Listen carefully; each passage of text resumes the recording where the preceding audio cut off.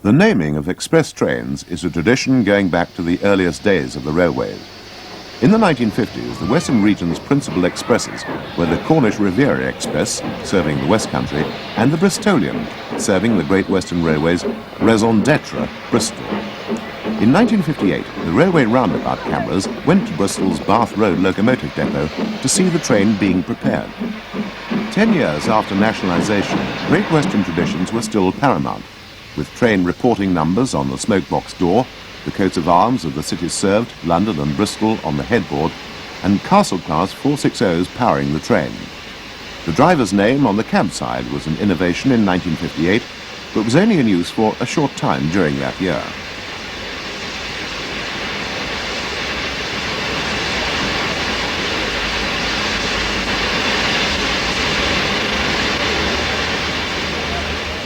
This film serves to show just how much preparation was needed for a top-link express locomotive in the days of steam. It was the driver's responsibility to ensure that oil reservoirs were filled, known as oiling round. This also involved going under the locomotive to deal with inside valve gear and cylinders.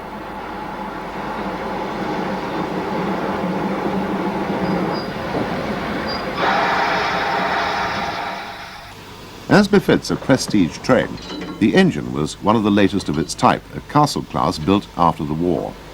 It sported a flat-sided tender of the Hawksworth pattern, which was filled with water before moving off to collect its train.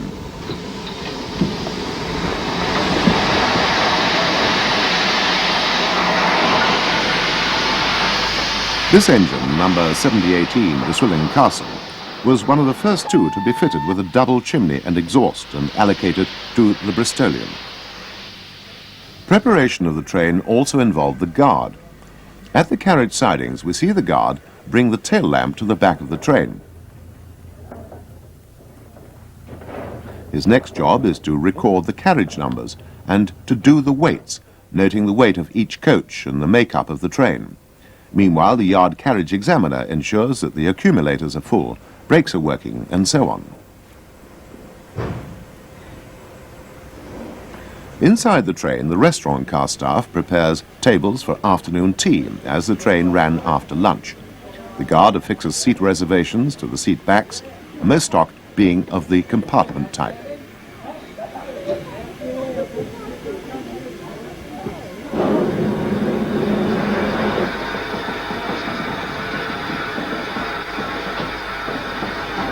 With the engine coupled on, the guard gives the driver the weights. For example, 10 for 350 means 10 coaches weighing 350 tons. The train ran into Bristol Temple Meads station from the southwestern end. The coaches were mostly the most recent British Railways standard type, but painted in the Great Western livery of chocolate and cream, used from 1957 on the Western region's named expresses only. Headlamps over each buffer indicate an express passenger train. An 82A on the small oval plate on the smokebox, a Bristol Bath Road locomotive. The fire is built up to the firebox door in true Great Western fashion, and the train is ready for a prompt departure.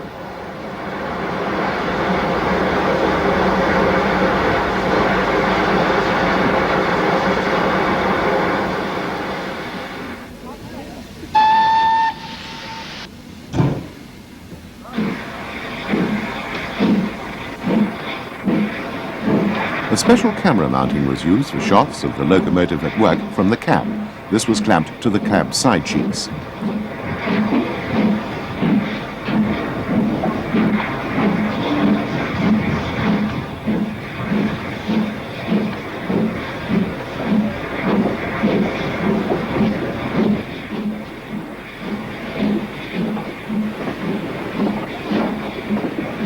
Inside the train, afternoon tea is served. The dining car was an original Great Western vehicle in this train, and uniformed attendants still gave silver service. The train ran via Filton on the Paddington route through Swindon and Reading to London. It was the only train booked to run at 100 miles an hour in the 1950s, and as such, quite a celebrity.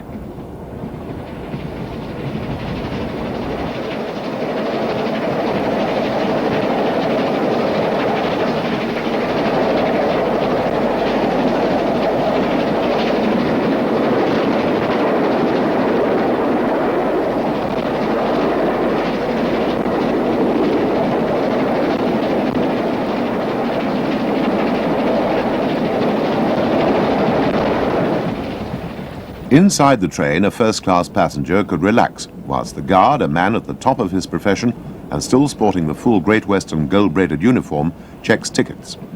In this instance, a young family with second-class tickets, third class was upgraded to second in the late 1950s, were found in a first-class compartment.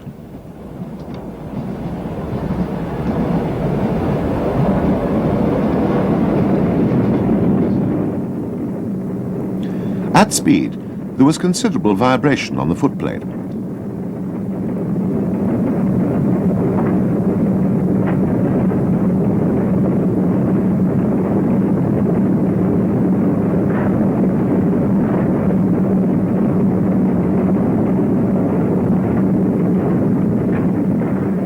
Filming for this feature took place over 5 days. On the Friday, line-side shots were taken and resulted in this view of a king on the Bristolian. The Great Western's heaviest express engines were used on Fridays when the train weight was increased for the weekend.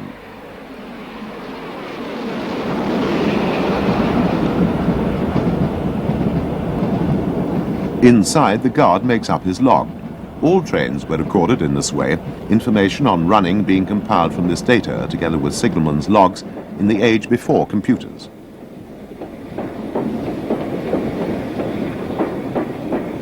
Finally, we run into Brunel's great masterpiece Paddington station, passing pilot engines.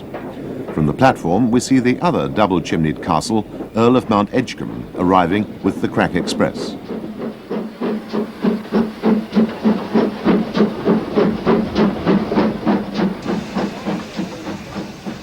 A good job, well done.